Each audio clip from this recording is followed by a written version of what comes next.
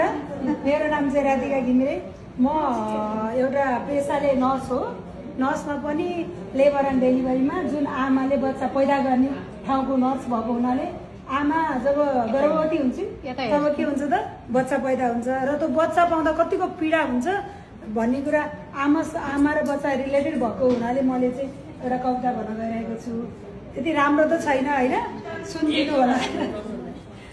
आमाको प्रसव पीडाको वेदना। 9 महिनासम्मको आमा राखी आफ्नो रगतले जीवन छिनछिन, आफ्नो पीडा ओठभित्र लुकाई ममताको दीप सधैँ बाल्छिन्, ममताको दीप सधैँ बाल्छिन्। जब प्रसवको बेला आयो शरीरभरि आँधी चल्यो, असहाय पीडाको समुद्र बीच पनि आमाको मन बच्चामै अड्कियो।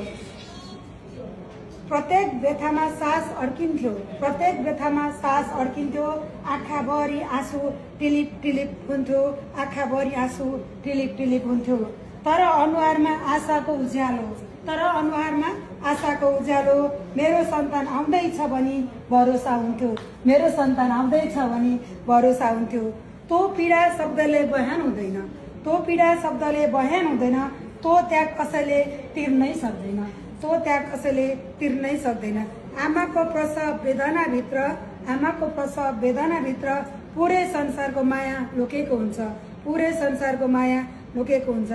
आमा केवल शब्द होइन, आमा केवल शब्द होइन, जीवन दिने शक्ति हुन्, जीवन दिने शक्ति हुन्। आफू रोएर सन्तान हँसाउने धरतीकी साक्षी देवी हुन्, धरतीकी साक्षी देवी हुन्। Thank you very much.